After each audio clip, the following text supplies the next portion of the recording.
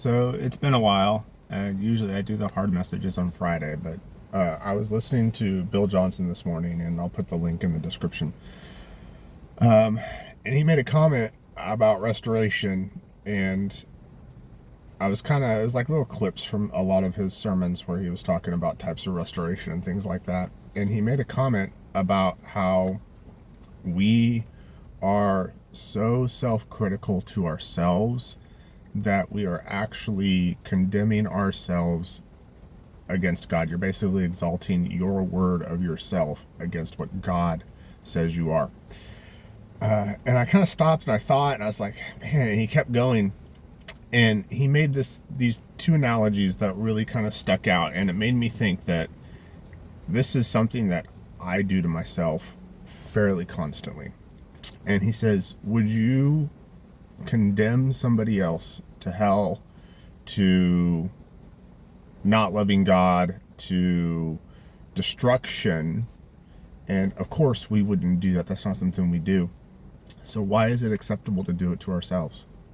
Why do we look at ourselves and say we're not good enough, we're failures, we're all of these things that God says we are not? When we do that, we're actually exalting our word of ourselves above what God says we are. And then he took it into another analogy that made me go, this is probably what I do, besides the first part. If we self-condemn like that and we do it pretty consistently, then guess what? Then we will treat our neighbor as we treat ourselves. Remember, love your neighbor as you love yourself. If you cannot find a way to love yourself, how are you going to love your neighbor? And if you condemn yourself that poorly all of the time, what does that do to your neighbor? Eventually you're going to do it to them because you do it to yourself. And it made me kind of stop and step back, because this season of my life right now, I'm having a lot of self-doubt with things that are going on.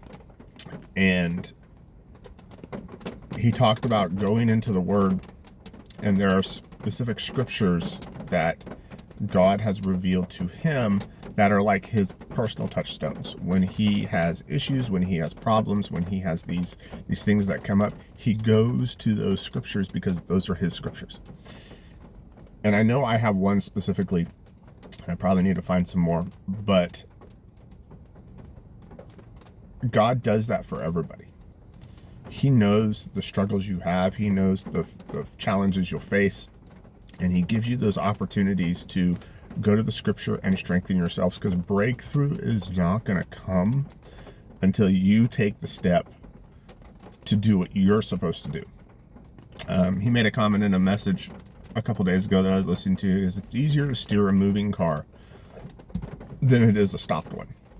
If you stop and you camp and you stand and you do nothing, God has not as much to work with, and it's harder for him to get stuff done.